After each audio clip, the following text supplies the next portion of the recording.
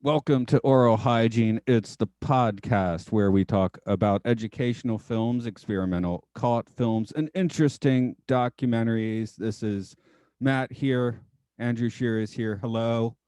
What's up, everybody? Let's go to the movies. I still haven't been back to the movies here in the June of 2021, but that's just because there's nothing to see. They must not have Meet the Blacks Part 2 where you live. What do they have? Well, Is that animated? no, it's a live action horror comedy. Oh, okay. Sorry, I asked because in Japan, like we can never go see the animated films because they'll be in Japanese only, like dubbed. Oh, really? No. Yeah, wow. So I haven't Even seen a like the Pixar Disney movie one? yeah, especially the Disney ones. So I haven't seen like a Pixar movie or something in the theater for years. That sucks, man. Well, I I'm could getting go some see. Japan.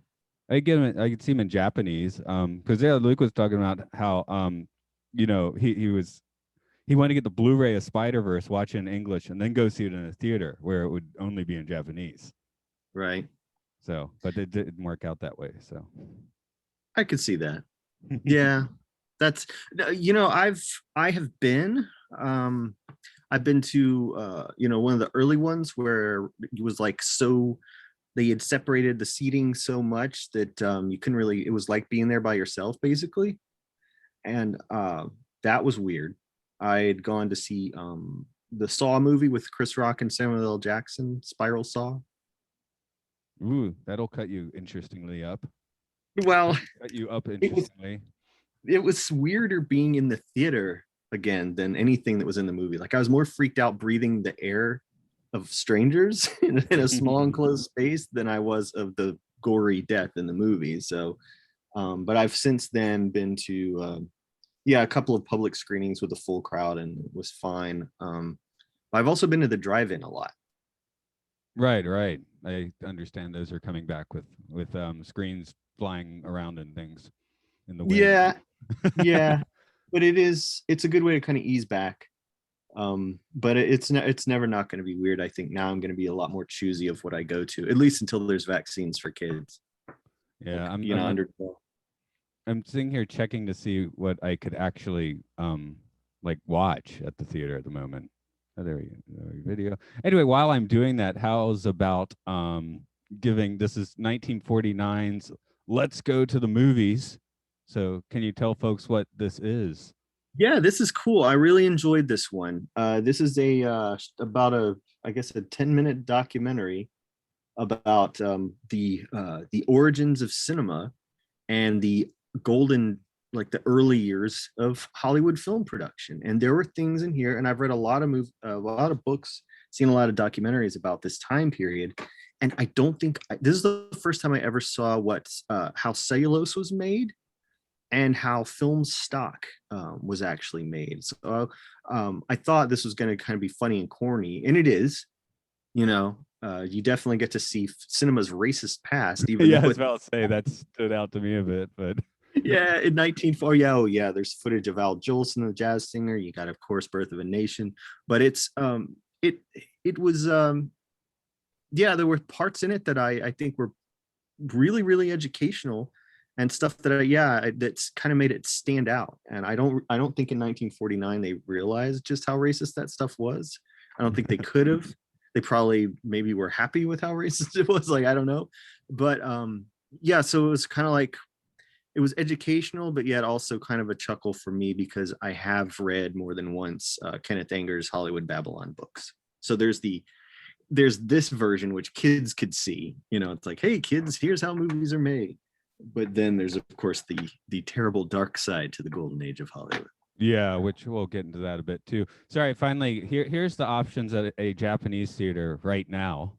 If I were Okay. to go to a movie today, although I guess I'll go to work instead. But The Fable, A Hitman Who Doesn't Kill. Hinamaru Soul, The Heroes Behind the Scenes. Rurouni Kenshin, the beginning, guessing that's anime. A Quiet Place Part 2. Oh, they have a Part 2. I didn't see the first one. I guess that new Mortal Kombat. A character. What is? I know what character is, don't I? Maybe not. I I guess that is a Japanese movie. Okay, Evangelion, the most recent animated. Of course, you'd be watching that in full on Japanese, right? Rurouni yeah, Kenshin again. Detective Conan, the Scarlet Bullet. Do you know Detective Conan? I don't. I would be happy to check it out though. Okay, I'll have to send you an Anpanman for one of these soon. And then Yeah. just a bunch of kanji I can't read. Yeah, Okay. so there's nothing here that like yeah, we haven't been going to the Hmm. movies. There's nothing to see in particular. Is that right? I wouldn't have. Well, yeah, Quiet Places. I don't know about part two, but one was definitely. I laughed through the whole thing. I mean, it was. Do you know the conceit of the Quiet Place? No, I didn't watch it. You can tell It's me if you it's want. it's a kind of a it's like a dystopian movie where Earth has been taken over by these creatures that will murder you if you make any noise at all.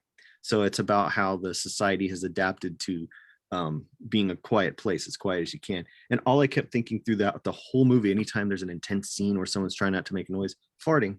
Yep, exactly. I was That's a good making, one for a fart cut. Yeah. yeah, I was making an In Living Color parody of it in my head as it was going. You know.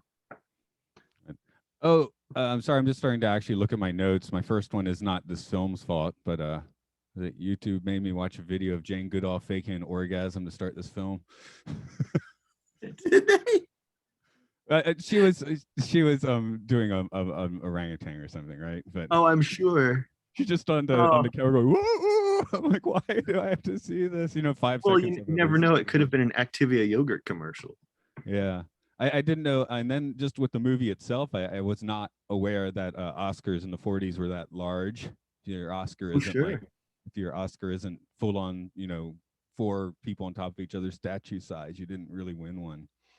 No, no. As a matter of fact, they had to make a rule for the very first Oscars that no dogs or animals be allowed to get one because if that had been the case, Rin Tin Tin would have won Best Actor on the very first Oscar. He was the most like popular and bankable movie star at the time the Oscars began. I'm disappointed they didn't do that. And it'd be Me funny too. if like every year it just went to like animals and when are people gonna win? I know. Oh God, that would be the best. I'd probably actually watch it. I haven't watched it in well over a decade. um let's see what else we got. Oh yeah, I put motion pictures are just for laundering drug money, which actually is not completely off from the truth. Oh no, they have a long history of that actually. I mean, yeah, Very much so. didn't the mob get Hollywood rolling originally? Oh man. Startup Oh, money. that's why I say if anyone's interested in getting the flip side, I'm surprised no one at this point, while Kenneth Anger is still alive, produced a Hollywood Babylon series. You know, I guess because Hollywood is just as rotten as it always was. But yeah, fascinating, terrifying, awful stories out of that. But it's everything from how it began to underhanded dealings and yeah, mob stuff, things like that. You know, all the way to like the horrible things that happen to women. You can Google them if you really want to know this stuff. I don't recommend it. No, I know some of that stuff. Yeah, but then when they start showing us the history of cinema, they go as racist as possible. It's like, you know, one of the first major pictures, Birth of a Nation. They could at least go for like intolerance, maybe. uh, they wouldn't. Yeah. Absolutely not. No, they wouldn't. And it's really just a kind. It begins with them talking about the penny arcade and the Nickelodeon and all the very beginnings of it, which is still great. I mean, people should still know about how that stuff started. But yeah, when I actually became kind of fascinated with it and not just going like, every time you see people running around on the movie set, what's going on backstage or what went on in the casting couch, curl your toes back. I don't know if it's still there, but had you been to the Stone Mountain, at Stone Mountain, Georgia, they had the museum where you could run all those Nickelodeons? Yeah, I have not. Oh, okay. I've never been back to that. Yeah, No, they we had don't tend to go to Stone Mountain. I went to a gay wedding in Stone Mountain. That was like amazing, but no, I haven't been back. yeah. I mean, I haven't been to this place probably for 20 years, so I couldn't tell you if it's there, but it's yeah, just it's a little museum. It's not in one of the central parts of the park, but They have it's just this big room. You can. It was like everything was like a nickel, and you could get the automated pump organs playing. You know, you do the things where you actually do the crank and stuff. So it was kind of fun and very Terrifying. interactive. Yeah, imagine if they're there overnight and they all just started up. Oh, I've told you one of my nightmares is being inside It's a Small World with no one in there, all the lights on and everything moving. Not in That a boat, off to the side, like you're like sitting on one of the platforms and everything's turned on and the music's at full blast, oh god. but Yeah, nobody's there. that would be creepy. I mean, yeah, I wonder if that's not a kind of a way that you can take a tour. Like I always wondered if there was like the dark Disney tour you could have, you know what I mean? Where it is you're free to get in, but you have to pay to get out. Well, they did excuse me, in Tokyo, the castle used to actually have an attraction, a walkthrough attraction. And it was I think they built it when Black Cauldron was somewhat new. So it had Oh, Black Cauldron stuff, and it was absolutely terrifying. Like kids were like screaming by the end of this thing.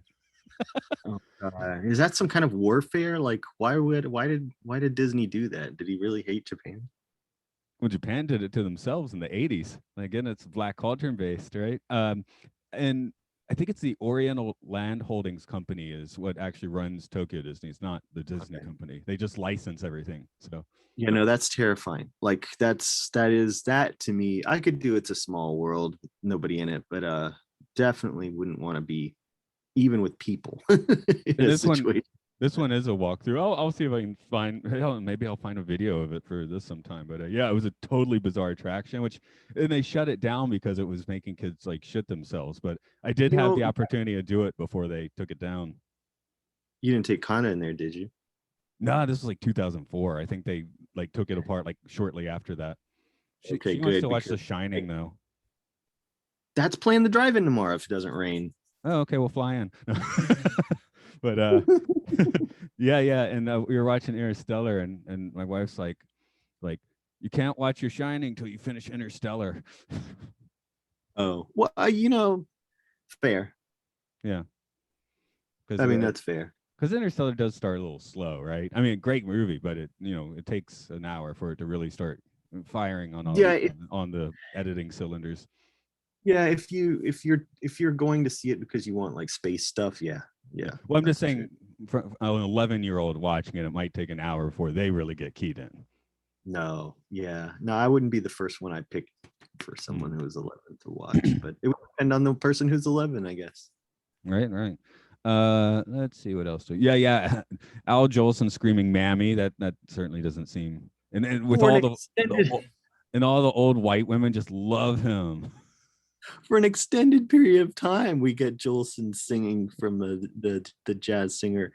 It doesn't play well now. I mean, not just that, but this documentary. I mean, I guess that's the point of revisiting stuff like this, is because you're like, this was just okay. I mean, we think about all the ways that Hollywood is, at least, for optics, improved over just the last, 7 or 8 years, I guess. But look at this and you're like, wow. And they stayed that way. 1949, it's like, when did Song of the South come out? That was about 49, I think. If not a little later. Anyway, the point is, in 1949, like Al Jolson is like sweet nostalgia for the crowds watching this, Like now it'd be like, oh, King of the Hill. Actually, I never watched King of the Hill, but I don't know why that was the first thing that came to mind. But people, I guess because it's a little redneck. Yeah, no, I hear you, man. No, I mean, it's a time capsule. I mean, that's why this has value, Yeah. But I mean, it would be one thing if going like, oh, there was some Hollywood that they didn't show you. No, I mean, this is what it was. This is, that's it. There wasn't like tons of other studios and stuff. Right. And then I did think it was funny of them talking about their sound advances and here's a whole orchestra. I'm like, yeah, it sounds canned. It was cool. No, it was cool. It's just you couldn't really record an orchestra properly till about probably 53, 54. Then you had like a few more years to get it right. Yeah, well, sound recording still, I don't imagine was like hugely different from when it first began. after the silent era. You could kind of always tell where people entering a room were going to talk because there'd be a flower pot or something there because that's where the mic was hidden. Right. And then something that's fun, just I mean, I guess this is even more modern, but watching TV until probably the past 15 years, you would almost never get overlapping dialogue. Yeah, true. So that's kind of because of sound tech problems. You know, if they're talking over each other, you're kind of screwed for the edit later. Unless you're Robert Altman. Right, right. Well, yeah, but that's why you needed Robert Altman's crew.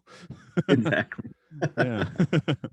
And also that's a feature film where you can get around that stuff, you know. But when you're Yeah, on not a, you on know, because TV. television was it the table reads Monday, rehearsing Tuesday to Thursday, and film it on Friday for a sitcom, right?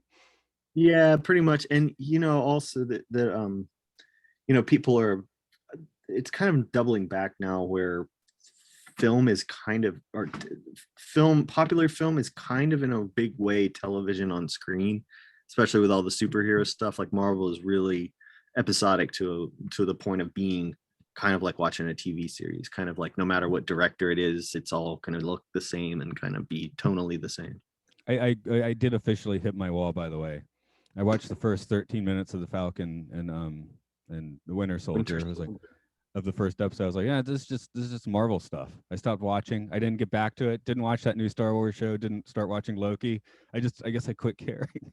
Now I watch Let's Go to the Movies from 1949 with my time. Yeah, no, you got to really kind of be in the mood for it. I always give a TV series at least one episode, and if I don't want to see another, then I'm out. But well, as I said before, I was totally into WandaVision, but again, that vibes with something like this film, right? Because they were going for each decade of sitcom recreation there. So yeah, oh god, I love it. And seeing Let's Go to the Movies, I also like, I grew up reading this book called Life Goes to the Movies, and it was also about like Hollywood up until that point, which I believe the book was made in like the late 60s. It was like right on the edge of stuff like Easy Rider happening. And so I like the kind of like walking, talking look at this, because it didn't Mary Pickford show up at one point in it? everyone There was shows no up. Yeah, there were no like talking head interviews with people. It was all just like, very observational. No, because they were showing. Was it who actually was playing Richard III? That was like a John Barrymore or Barrymore. something. Yeah. Okay. Yeah, John Barrymore. Okay. Oh, he was great. Oh man, that's one of my favorite parts. He was nuts. Exactly. But yeah, I'm glad I sped up the name quite just before you did. But yeah, I was thinking there, just imagining Eric Idle. So No, he would, and that's a good thing to bring up too, because the acting back then as well, they were playing for the back row. Even though they were on the camera is right in front of them, they're still doing for the cheap seats. well, that was the whole thing with vaudeville, right? You get on stage, you make every mistake possible, you be as dumb as possible, and once you've gone through the ringer, now you're ready to do some real work. Yeah.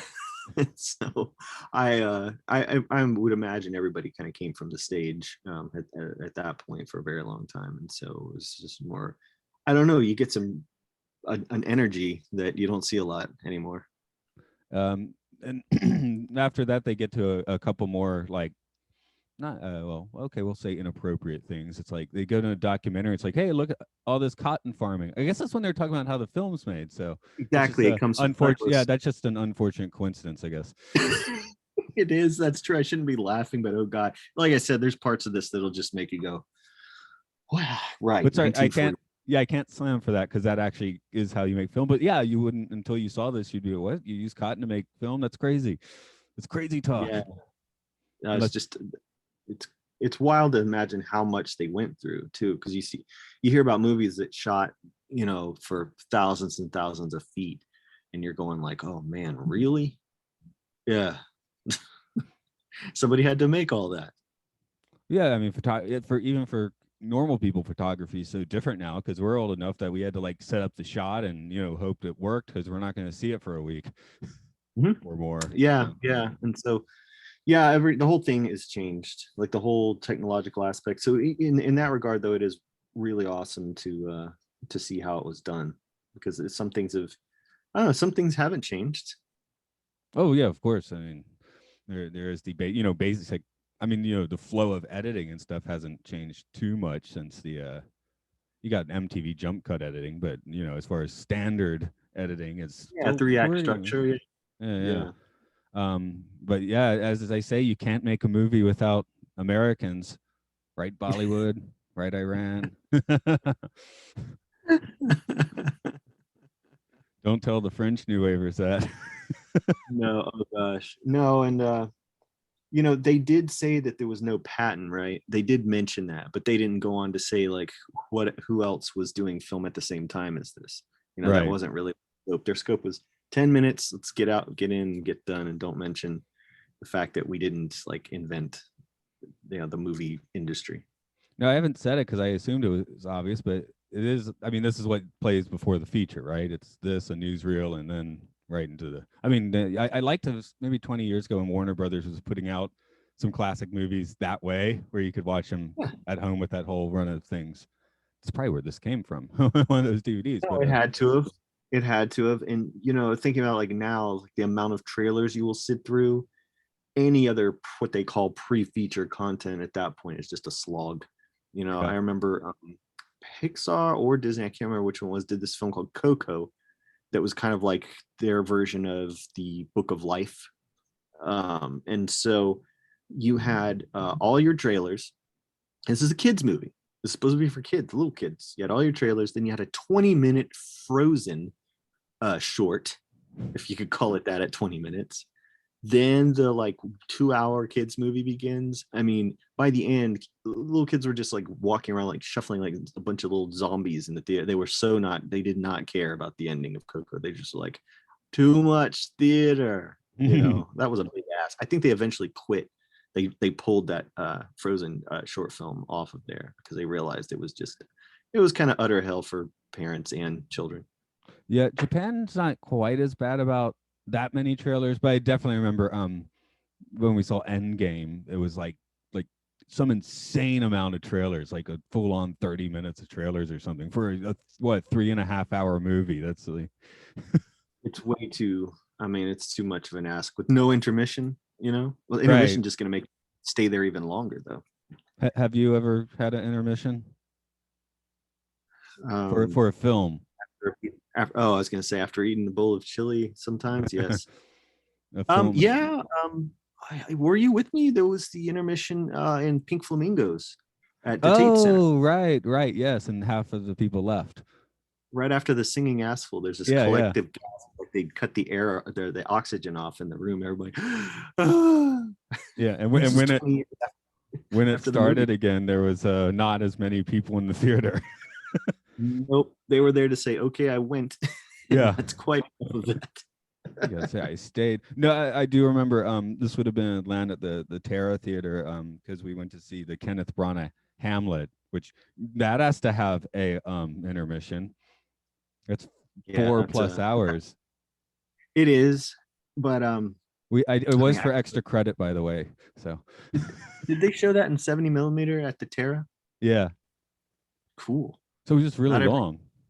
yeah, not every theater is equipped with that. I think the Mall of Georgia is the last functioning 70 millimeter projector. Speaking of Interstellar, I saw that there in 70.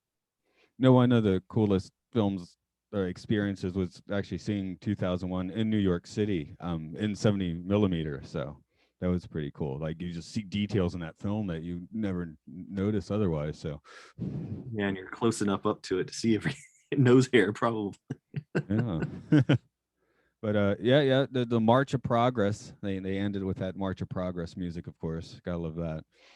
Yeah, I mean, and they were right, and they knew movies were going to be around no matter what. I just had a conversation today with a guy from a company that they own the national chain. They're like the sixth largest chain. They own about 50 something theaters in the United or in North America. And we were just talking about how, you know, everybody's been at home the last however many months watching movies kind of in their own individual way, be it tablet, phone, on a TV set or whatever. And, you know, talking about like how why would people want to go back to the movies? And, obviously my answer is that it is always been about the the communal experience and the kind of spectacle of it, you know. Right. Temple of movies. Yeah, I With mean the that's golden idol. yeah, that's why I like it. I mean, it's one thing to see it by yourself and to laugh to yourself, but I especially think, well, I went to see The Hunt on Friday night with the director there, and he'd never seen it with an audience before because it was like the last movie released in America before COVID, you know. So his movie really only played like a half of a weekend, and so, um, but he was finally seeing if jokes worked. He was finally seeing if people understood it was satire. And that's kind of the only thing you could get if you're seeing it with like mixed crowd, you know. Yeah. You create your own bubble and you don't know what's good and what's not, huh? No. So, and yeah, people were clapping, laughing, it was good for him. It was kind of like after however long, I think he shot it in 2018. So it was a neat part of that experience, but it did go to show you how important the public screening still is. Anyway, I don't want to. Do you have anything else for this particular reel? I just like to note why fart and waste it when you can burp and taste it. Oh, right. Because you share with everyone when it's a fart. It's true. It's a communal experience, not unlike the art of studying itself. How about your communal experiences then? Okay. My friends and I here in Athens, Georgia, the United States, we make our movies under the banner of Gonzoriffic, Gonzoriffic. Our next public appearance will finally be getting out to see people again.